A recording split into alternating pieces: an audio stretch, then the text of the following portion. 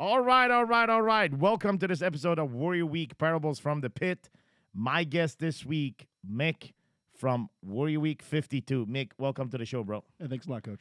All right, gentlemen, sit down, relax, and you're going to enjoy a very special episode with Mick.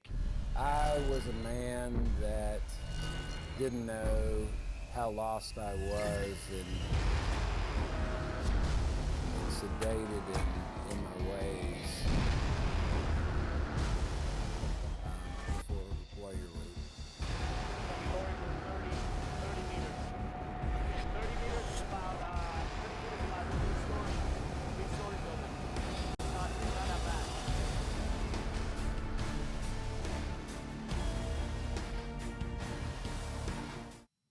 All right, we are back. Mick, welcome to the show. What brought you to Warrior Week? What brought me to Warrior Week? I originally showed up to Warrior. First time I ever heard of Garrett. I wasn't a Facebook ad guy or anything like that. Had a friend of mine who showed me, introduced me to the podcast. And the first podcast I ever heard was the last podcast that Garrett ever did.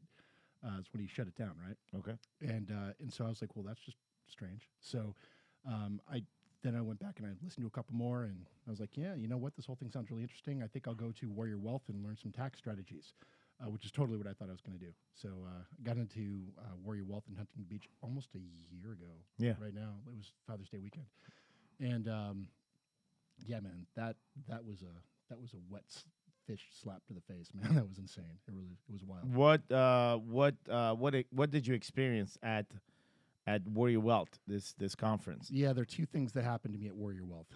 The first thing is that I heard Garrett talking, really getting into about his theory on men and what's happened to the place of the man, fatherhood and parenting inside of the world, really in the past 100 years or so.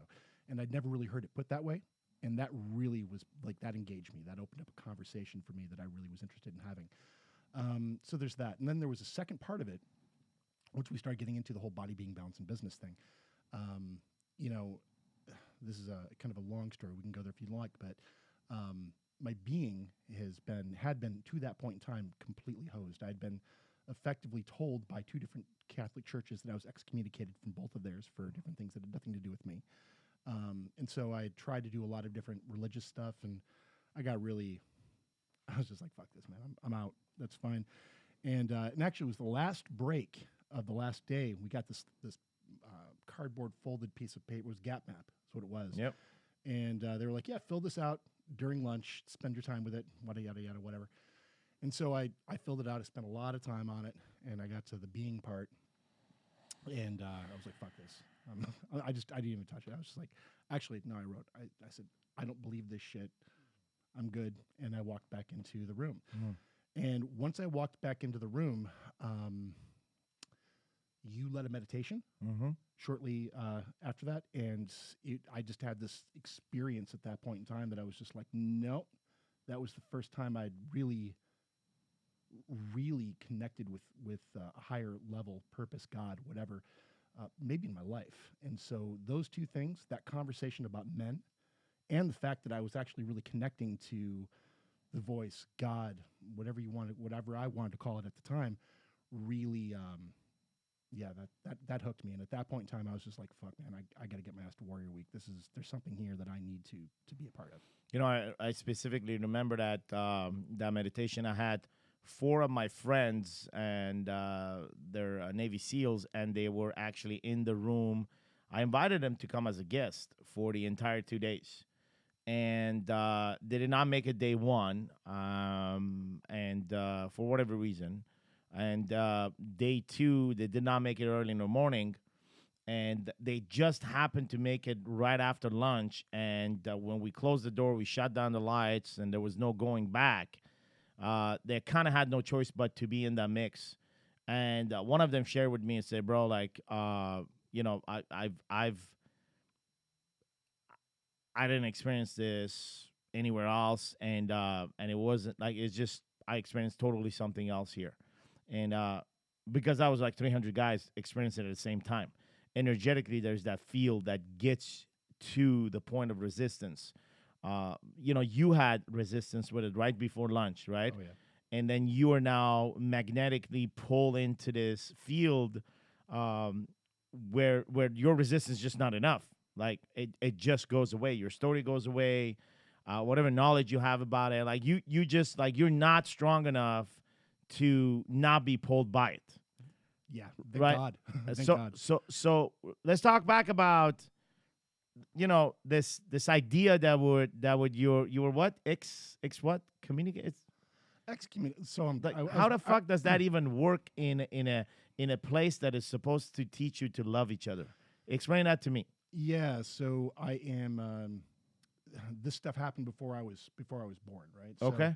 I was on my father's side. We were Ukrainian Catholic. Sure. On my mother's side, we were Roman Catholic. Whatever. My grandfather was in the war, World War II, and he ended up marrying a woman, and then basically so that she could be granted asylum effectively, right? Okay. And then they got divorced, or annulled shortly thereafter, and the church was not okay with that. It was like 1940 something like that.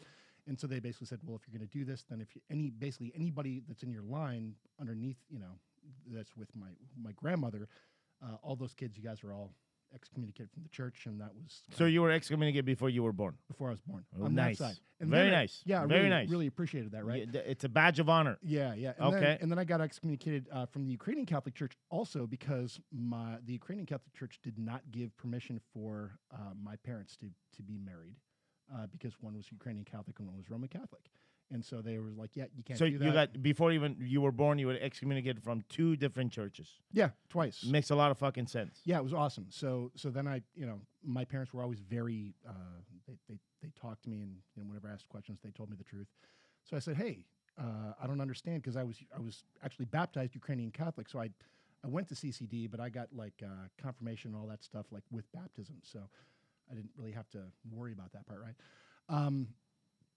And I said, I don't really understand. I've been told that I've been excommunicated. I'm going to hell. Is this true? And they're like, I mean, technically, if the church says so, that's what's going to happen. So I was like, they're like, Dude, you had a hall pass to hell? yeah, I had a whole Fuck bunch yeah, of- man. How badass is that, right? So Before you were even born, you get a fucking hall pass to hell. 2 of them. Shit. 2 of them, motherfucker. 2 of them. So I was like, Shit. all right, cool. So yeah, that really put that made the whole spiritual God thing really hard for me as a kid. right? So growing up into it, no matter how much you were learning and you were doing, you had this background that you're not enough. Why the fuck would it matter? So literally, I just said, fuck it. You know what? I'm going to go atheist, and I steered my whole life. Into What age you did that? What age you make that switch? 3rd grade. I mean, really? No, 2nd grade actually, because 2nd grade was the year that I had to make my Holy Communion. So that was when I started asking all the questions, because the priests were talking to me and asking me questions, and yeah, that's how that went down. So then I said, fuck it, I'm into science. That's my whole thing, and then I. So the one thing that is supposed to unite us all, right? AKA the spiritual guidance, religion, whatever you're gonna call it, actually rejected you before you as a baby, like your soul, pure soul.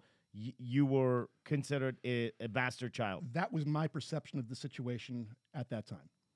As I look back on it now, it certainly feels like a story that I could stack and do a lot of different things with. And I'm obviously. Well, I doing mean, it's different not a things story; now, it's a but, fucking like, fact. That is a fact. That is an absolute fact. Did anybody that come to your shit- house and said that's not true? And like, Never. nobody. Your own parents didn't fucking do that. Well, my own parents didn't do that. I mean, my own parents were dealing with a shade of the exact same fucking thing, right? Yeah, Like, yeah. I mean, they were already right there too. So no, they didn't do that. And then, fast forwarding a little bit, yeah, then I was doing a lot of searching. I was looking for different ways to figure out how to rectify the whole being conversation Correct. before I even recognized that it was a So conversation. talk to me about your search. Where did it start? Where did you go? What are some of the places you went? Well, I started in, I got really deep into, this might sound campy, but I got really deep into music. Okay. And I'd read, instead of poetry, I'd check out lyrics and stuff like that. And Got so it. I really got deep into that. And then I started studying Taoism and, basically literally any type of philosophy. Yep. Actually, I got into philosophy. I started studying different philosophies and see, different ways to think about things. None of it really stuck. I mean, I still think Taoism's really cool. It's really interesting, but nothing really stuck. Fast forward until I met my now wife, and her father is a Southern Baptist minister, and so he went ahead and tried to save me. So that was awesome. So I went down that path as well. And by the time I walked into Warrior Wealth about a year ago, the last thing I wanted to have any conversation about was being, to the point where I was just like literally double barrels, motherfucker. And how old were you? 41. 41. So let's look at this, right? You and I have been brought up under this ideology that there is three ways to look at life. I'm sure you heard this before because that's what they put in your fucking mind. You can either look through life as a scientific lens, and for that you're gonna need experience and proof. You can either look through life through faith and religion, right? Or you can take a look at life and answer the big questions of life through philosophy.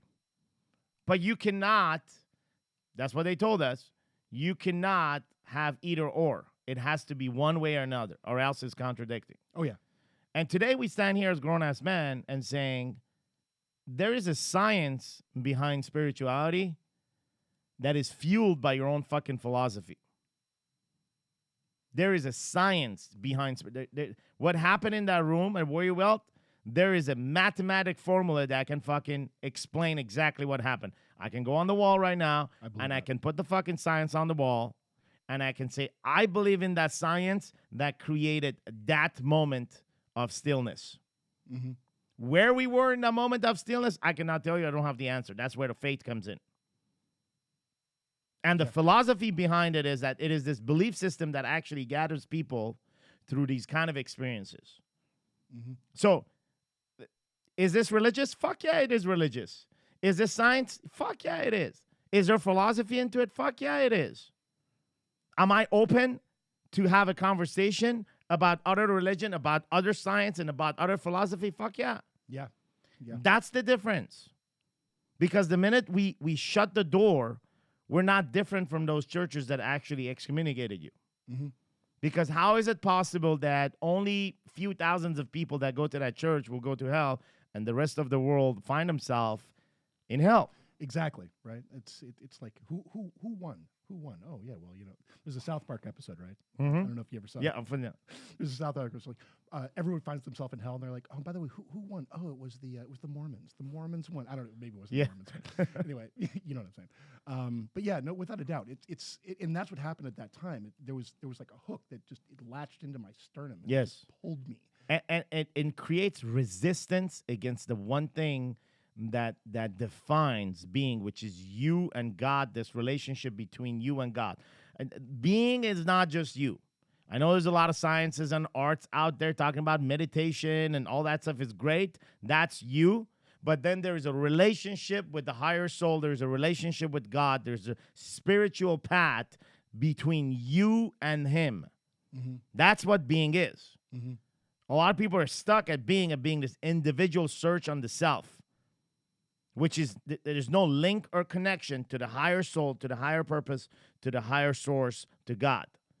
And inside of that, being becomes this, like, it cannot be this vicious circle of simply me trying to find myself. Well, you trying to find yourself and what's within you and who are you becomes the bigger questions. And so we're constantly on this journey of seeking what is exactly seeking us. Mm-hmm. Yeah, that makes sense. And so in Warrior, what happened for me is that I was brought up Muslim as a young kid, and I started looking at a lot of things as it just didn't, like, going through the practice of I remember going through the practice of Ramadan, which is a month of fasting, and noticing and seeing around me that people would fast from having any water or food, but then they are not. They're lying all day. They're cheating all day. They're treating their woman like shit all day. They're dealing with their kids like shit. They eat like fucking pig all night. They stuff their fucking stomach all night with food so that they can restart in the morning and they can show others that they're actually doing this. And there's absolutely no benefit from it that comes from. Now, on the other side, I've seen guys that have actually done it with the purpose of cleansing themselves, right? From whether it's excess food or excess water, just to feel how the poor feels, and as well as a cleansing process in their thought process. And I've witnessed that as well. But the majority I've witnessed is just checking the box. Right.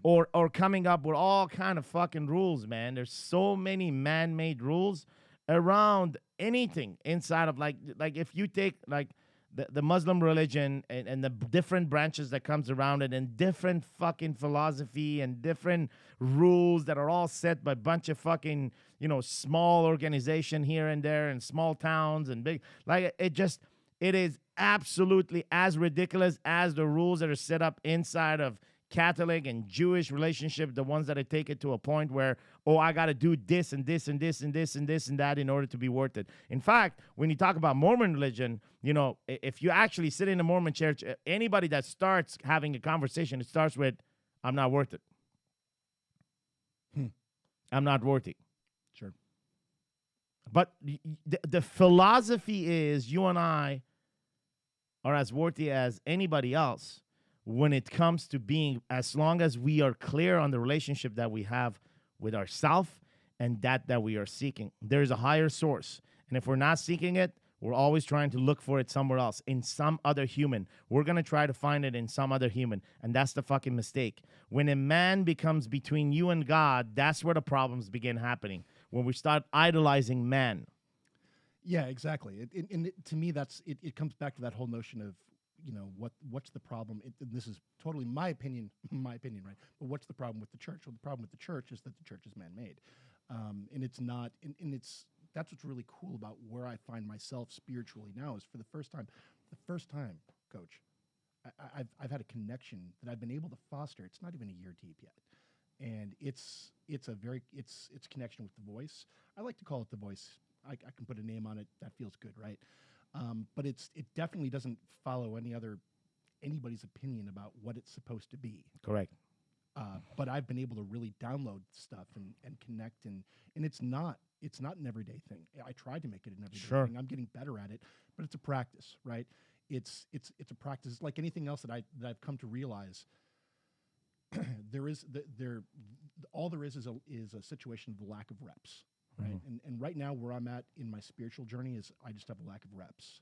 I have a lack of quality reps. And so every time I do meditation and I journal and I do those things, I swing and I miss a lot on those. But I have to be grateful to my foundation, being a Muslim foundation. Yeah. I have to be grateful. You have to be grateful to your foundation, which is being raised Catholic.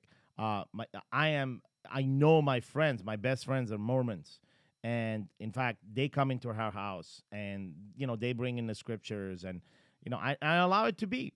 Mm-hmm. I let it be because there's nothing wrong with it. When my son is 10, right? And he's sitting and I got 2 Mormon guys coming in my house. They bring in the book and they sit down and they talk good. What they're saying is good. There's nothing bad, man. Oh, yeah. There's literally nothing bad. It's only bad as an adult if I start fucking judging what they're saying. No, Jesus that, and no, I'm a Muslim. You shouldn't be in my house. What they're saying is good words. Without a doubt. It's good words. And let it be heard from my 10-year-old. I'm sitting next to them and they're saying good words. You're welcome. They're surprised when we tell them at the end, our faith is actually Muslim. We're clear on what our faith is. And they're actually very surprised that we actually accepted them for an hour in our house, had tea and had conversation, and said, you're welcome to come back any other time. Really? They're surprised by that? They're very surprised because they're like, mostly if anybody else would just tell them no, like we don't want to hear it. Or they would start getting like in a conflict of interest, which leads everyone to a weird place. Mm-hmm. But the conversation is a good conversation. Mm-hmm. It's great. And they're doing the work. As like there's a 16-year-old coming in, he's doing the work, man. He's developing that spiritual mind, and that's great. So I got to be grateful for my parents that never restricted me from anything, saying either you can do it or you cannot do it or you will do it or you will not do it.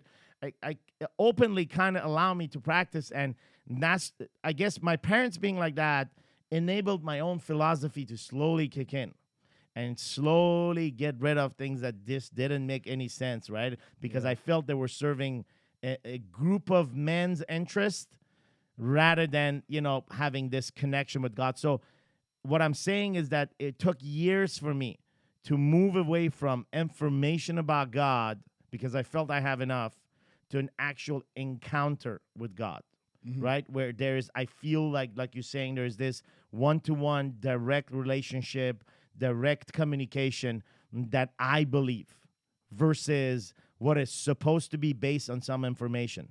So, I find myself at 43 in this transition, way gone from what it was 3 years ago, which was information. And I invested a year of my life around this, searching and developing on my spiritual path, and not denying anything, but asking questions and going deeper and meditating and figuring out. And inside of that, arrive at a place where I'm grateful for what religion was, but I am at the pivoting point where I've moved on to my spiritual development right now, which is seeking encounter with God versus knowing more about God. Does that make sense? That makes complete sense, and it feels something very similar. I feel like I'm in a similar place right now. Yes. I no longer am interested in learning facts or information about God or what people's theories are. I just want my own connection. Correct. That's it. That's it. Correct. I want my own connection. I want because I felt it now. I felt it, and it's had a lot of meaning in my world. So I just want more. The parables and the scriptures and the stories in the past that are used to teach lessons, I feel that I appreciate them, but I feel that I want to hear new conversation. I want to see new experiences. I want to hear about your experience at 41, right? In this podcast. That's what I'm interested at. I want to see changes that happens in the new modern stories about God. Because we're living in an age that is modern, in a world that is enabling connectivity with our phones and everything else around the world. We are actually the most disconnected at all time. Oh, don't even get me started on this conversation. We are more disconnected than ever. It's so true. People don't like talking. They don't want to look at each other's eyes. We're disconnected. This right here. It's gone, man. This right here. I actually teach my 4-year-old. Yeah. This. Like, look at me. Yeah. Eyes. Yeah. He'll do this. I'm like, no. It's gone because it's like conditions to look down. Exactly. Yeah. Conditioned to look down. So what the school system did to men, if you want to talk about fucking men, what school system did to men is that, hey man, just you're gonna get a job. So do your best, and if you're good enough, you're gonna get a job. Right. And if you pass the test, if you're worthy to be school, if you follow and you follow what we tell you and you have the discipline, at best you're gonna get a job. Or maybe not. Or maybe you go wash dishes for 2 years and you'll hold on to your master engineering degree, or you do, Uber or taxi cab when you're a fucking engineer that you study your ass off. And then once the marketplace decides to give you a job, then we'll give you a job. And by the way, you're going to start at client service. So maybe the engineer job you'll never actually have because there's no opening. You're not worth it, right? So that's what school system does to you. And okay, we follow it. And what the mobile phones and that side of the world is doing to you is teaching you to look down. Just constantly look down because you're not worth it. Yeah, it's horrible. God, that's sick. Shoulders down, head down, constantly down. So if there would be a video camera inside of you and I's household, and it would calculate the percentage of time that we are actually looking down, it would be a high percentage. God, you're absolutely right. You're absolutely and you and I go, what the fuck, bro? Like, I'm the kind of guy that keeps my head above my shoulder. That's who I am. That's what I want to teach my son. But the majority of my time, apparently, I have my fucking head down. Yeah, and you need to think about where you're at physically, right? Like even just in the conversation, like I'll be sitting here. It's actually much more comfortable to sit like this or something like that. Yeah. But that closes off energy, right? That does. So like no, you need to. There are certain things you need to just do, physically to make sure that you're open and available to a conversation to be able to happen. So, and the art of science of that. I mean, that's not taught in anywhere.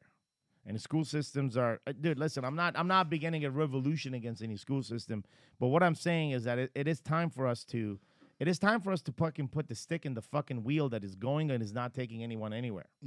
Look, I respect engineers. I'm an engineer myself by degree. I respect doctors. I respect physicians, and I respect, guys, astronauts and lawyers And that does require a sequence of academic study. I'm not putting sequence of academic studying down. What I am questioning is a dumbass fucking school system that tells a kid, do all this so you can have a job at most. Yeah, philosophically, I just don't buy it. And I don't teach my kids that. In fact, I actively teach my kids, things other than that. I teach my kids about authenticity. Correct. Bottom fucking line, man. That's why I want them looking in their eyes. That's why I don't want them sitting around like this in a Right. conversation with the shoulders turned.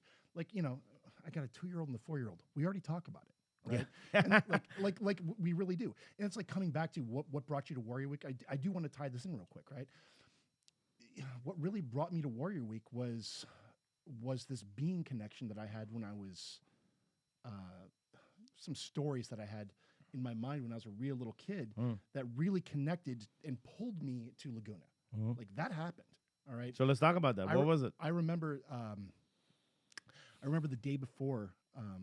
Again, I started talking like when I couldn't go to church and see things through church. I got really into music, right? And so I got really into like Pink Floyd.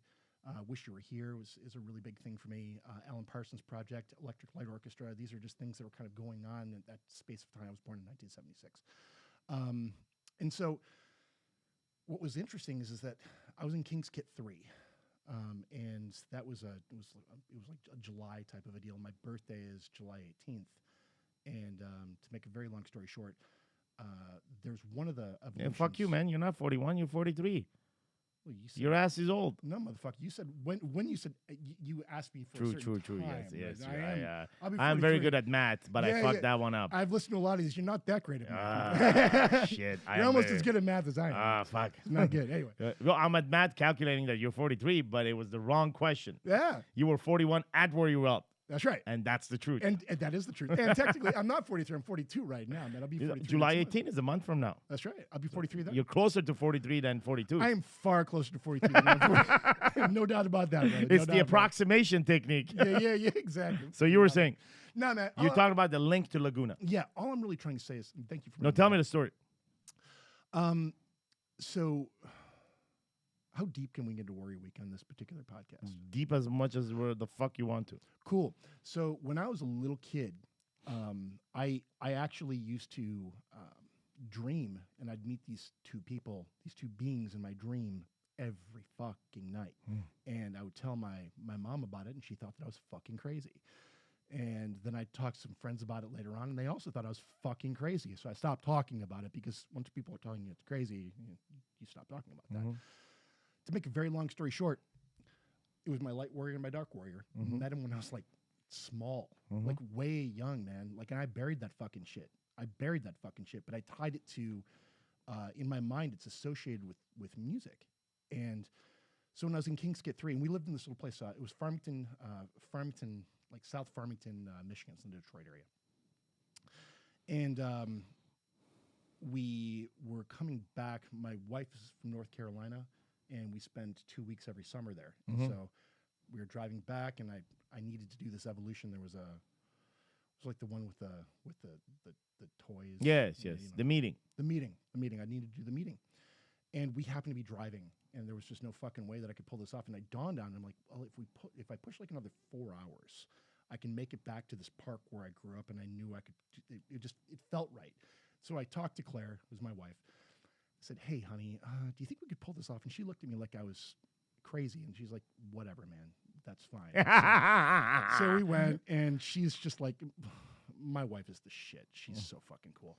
She puts up with a lot of my crap and doesn't know why, and she's just like, she's like the ultimate cheer. Dude, she's so fucking awesome. Anyway, so I went, and to make a very long story short, I had a very, very, very spiritual, like emotional experience inside this park that I used to spend a lot of time when I was a little kid.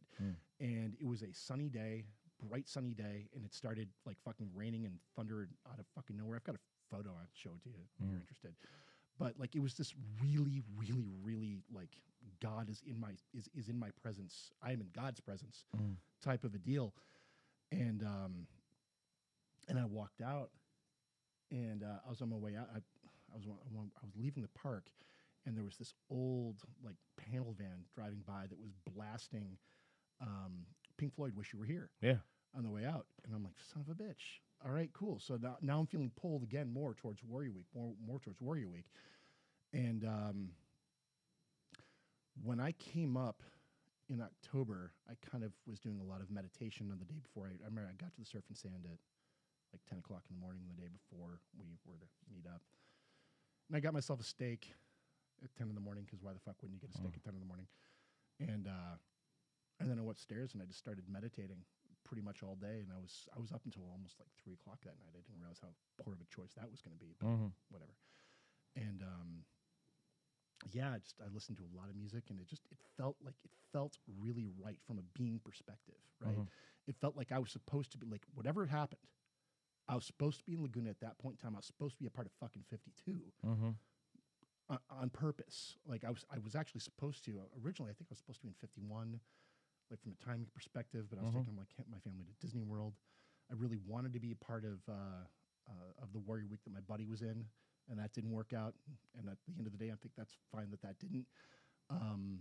So yeah, that's I felt very, very picked up and drawn and almost thrown into the fucking fire. And thank God I was, man. Thank God. And so fast forward to the first night into the pit.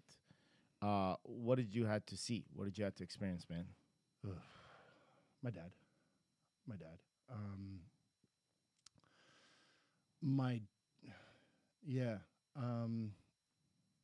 That's a whole different topic. I've got a lot of anxiety and stories around my kids, and that goes back to my dad. My dad worked his fucking balls off for a long time. It's not like he wasn't around when I was a kid, but he wasn't really around. I mean, he was working crazy hours. It's not like he took off or something, you know what I mean? But he was just working crazy hours. And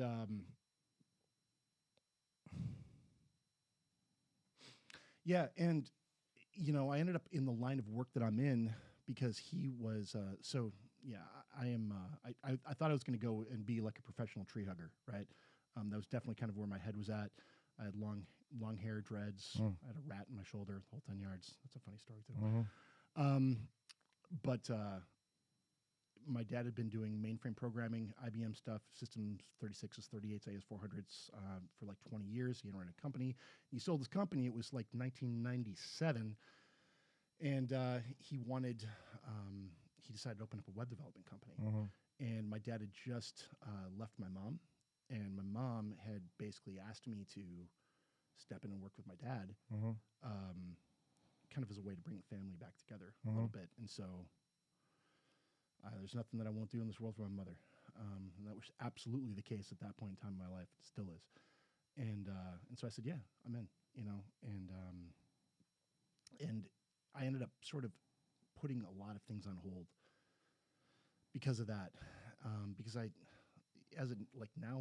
really fucking good at what I do. But it was never what I meant to do, if that makes any sense. I think that happens to at least half of us, right? To most of us. Most of us, you know. And so I went in and my dad was clear up. That was the pit. That was the guy. So funny you mentioned that. We were talking about this just before we started the podcast. We were talking about all these all these social media influencers that have been following Warrior or, have been doing some work in that space.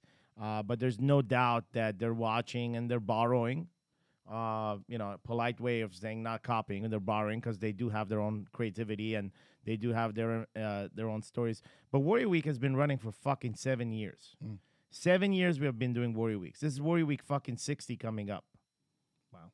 60 fucking Warrior Weeks. On average, 15 to 24 guys. Do the fucking math. It's a week. It's 60 fucking week. It's a week of our lives given to this process. You've gone through it. It's 18-hour days. I don't go see my kids. The team doesn't go see their kids. The team doesn't go see their wife. We are in the mix. It's a week of your life. We match it. You sure fucking do, man. We fucking match it. That's a year. That's a year of my life. So when I see some copycat bullshit out there, I don't give a fuck if there's an MMA or a Navy SEAL. I don't give a fuck who is in that program. You do 60 fucking weeks. Yeah. You do a fucking year of your life dedicated to the cause. And the cause not making fucking money. We don't make money with these events. The cause is the mission, and the mission is what we were told to. So to answer your question, yeah, I'm fucking elite at it. There's no one else in the fucking world that does it the way me and Garrett do it, and that's it. Mm-hmm. And there will be nobody else because we created this fucking shit. We created this motherfucker. Will there be spinoffs? Yes. Are they doing good work? Yes. Will they continue doing that? Yes. Let it be. That is all great. But when it comes down to, hey, man, you know, I started as a software engineer, right? I got my master's, and then I ended up fucking selling TVs. And then, because I couldn't get a fucking job for some fucking reason, because the marketplace told me to fuck off. And then I got into software. I got into selling software, and I never touched and programmed anything. I was an ADA program, ADA, ADA. Remember that shit? Yeah. ADA Plus. No shit. The program with that shit. Wow. That's some old school fucking language. That is some fucking old school shit. Yeah. And then I did 2 years as a fucking computer operator, night shift, Himalaya 2000, fucking tandem system. Wow. So like tackle language, like old school shit, right? But could I pursue a career in that? Fuck yeah, man. There was an opportunity, but destiny wanted it different, right?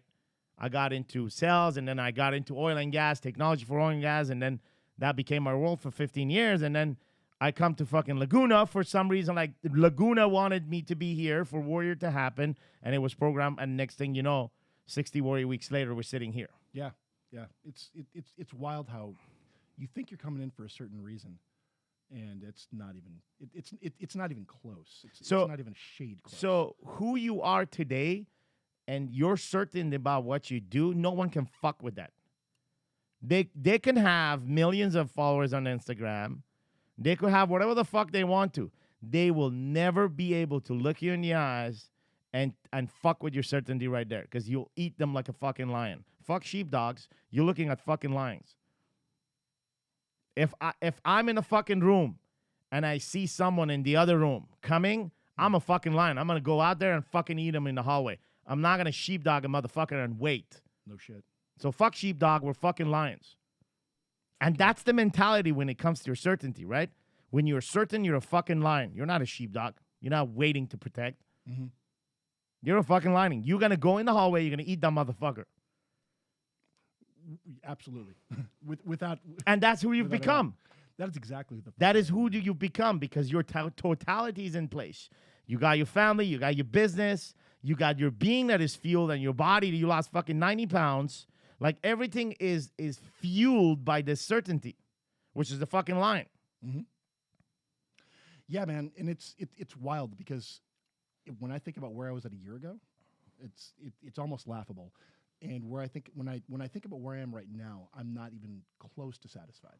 I just not even. I know where I'm at. I feel very comfortable with myself. I feel very certain with exactly where the fuck I'm going. Yes.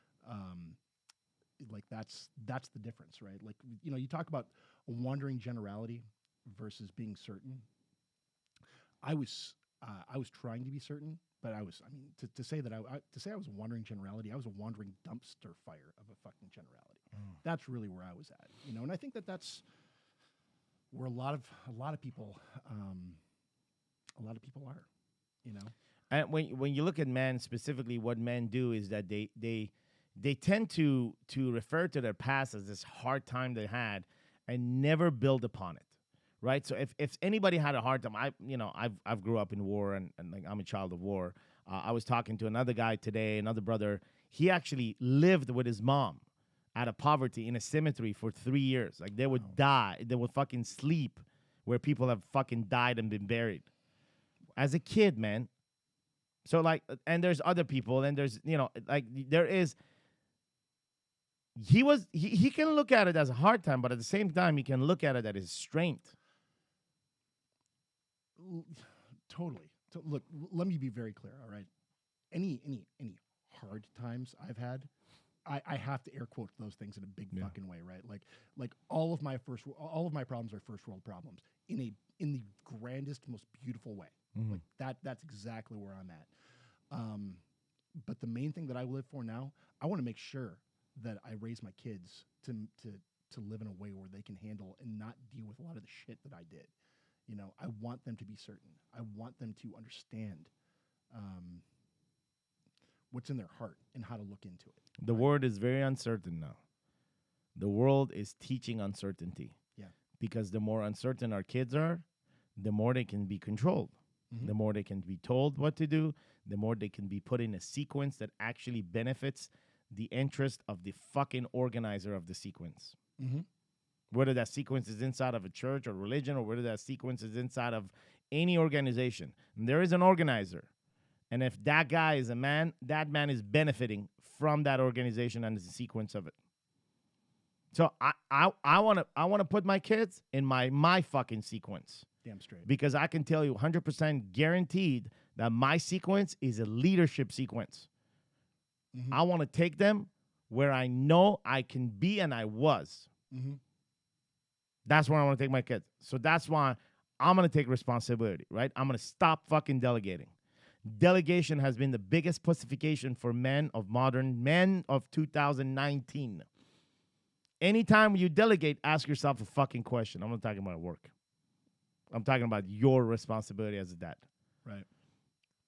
You have been delegating recently No, in work? no. Well, you said delegating, and I immediately.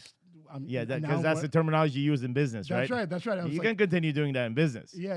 I'm talking about as a dad. Dude, I don't delegate shit. Fuck that. I don't delegate shit as a fucking. I'm the coach. I'm the trainer. I'm the fucking teacher. I'm the math teacher. I'm the English teacher. I'm everything. I'm the fucking dad. Damn straight, man. That's what I am. Damn straight. And I may be wrong. I may be right, but fuck it, I'm fucking certain because I'm the fucking teacher. I'm everything. I'm everything to him. But he loves that.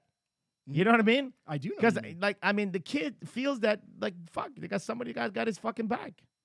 Dude, I'm so. This is not meant to be a commercial, but here it is. I'm so grateful.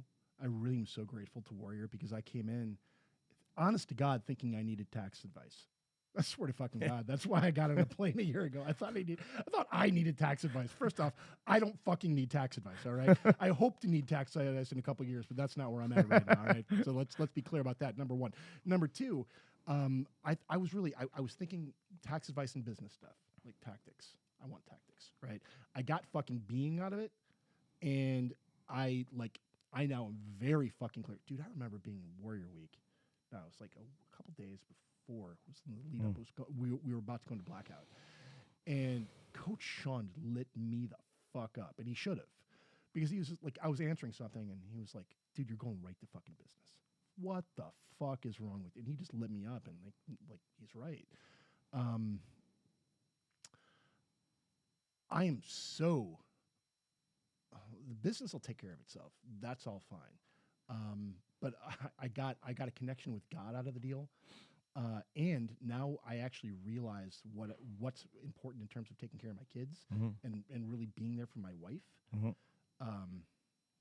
There's nothing. I mean, had I not done that, I would have gone the next 15, 20 years, and then I would have woken up and gone, "What the fuck happened, man?" Yeah, that would have been me. And I don't. It would So have been me so fucking easy, and I never would have wanted it to be. Even at the time, I would have thought there's no way that'll end up being me. It would have fucking been me, man. if you're sitting here and there's a guy just like who you were at Warrior Welt, and he's listening to this podcast, what would you tell him? What would be your advice? Fast forward 2 years later. If there was a guy at Warrior Wealth, a guy like me, as I was sitting there, you're working fucking you're trying everything, man. You're in your mind, you think you're willing to do whatever the fuck you got to do. You'll hop on planes, you'll spend the fucking money, you'll put the work in. 100-hour weeks don't scare you. None of that shit scares you, right? And you don't think that any of this other crap matters. The business stuff, or I'm sorry, the balance stuff, the stuff with your wife and kids, the religious stuff, all that shit. I'm not going to say you're wrong. I won't say that because I don't know you. But I would say, I thought if it were me sitting there, I would have thought that I was wrong. And it's the best thing that I've ever done. It really is. It's the best thing I've ever done, not just for me, but for my family. Fuck, man. I can't even imagine what this past 6 months would have been like. No shit. no shit, Sam. I can't even imagine if I'd even still be here sitting up. You know, because we've had a lot of business shit that's happened in the past 6 months. A lot of negative business shit. It's okay. It's all good. But it would have taken me down, man. Like, it would have taken me into a very dark, deep, bad place that I would not have been able to recover from. And not only did I recover from it, I'm pretty jovial. I'm doing pretty fucking good, you know? And that has everything to do with fucking being and balance. Nothing to do with fucking business, man. It's a business problem and a business solution that has nothing to do with fucking business. Does that make any sense? A lot. Yeah, to me, yeah. Beautiful, beautiful words. And if you're listening to this podcast and somehow, somewhere, there is a portion of that this does resonate with you, or that you deeply feel that inside of your heart, there's a motherfucker that should be listening to this. Like, there's a man or a woman, but in most cases, man, because we discuss man's problem. But you feel that there's a motherfucker that should actually listen to this. That this is something that you always wanted to tell him, but you don't have the fucking balls to tell him, or the circumstances is such that you never got the chance to tell him. And you feel like, at least by taking a leap and saying, listen, man, listen to this, that you'll be able to have a breakthrough through one thing that you always wanted to do, which was for this person to hear this. Or maybe it's something that you feel deep down inside of your heart, that maybe this guy should listen to this conversation. And then you forward this podcast to that person. We don't ask you to share this. We don't give a fuck about becoming the most popular podcast. This is not the Warrior Week podcast is. But if you can actually have an impact on one more person, and then the work is done here. And gentlemen, you can find details about warriorweeknow.com on that website, and as well as details about this podcast and other ones with pictures and writings of the script about the entire show, and as well as additional video. You can also find us on iTunes. And Mick, it was great to have you. Final words? Man, you know what? Thank you, actually. I think my final words would be thank you. Like, the gratitude I have for you, Sam, you. The gratitude I have for Warrior. Like, you guys have this organization. I'm so grateful to be a part of it. And yeah, if you're out there listening, and this even begins to strike a note with you, reach out, check it out for yourself. Don't even really think about it. Just fucking check it out, man. Appreciate it. Thank you, Mick. Gentlemen, you know where to find us. You have all the details. We will see you on the next show. Because there is a story that there was 1, 2, 3, maybe 4, maybe 5 other men that were worth it. And the rest of us were to praise their journey. Praise your own journey. Praise him. Put no one in between. Find that man tonight.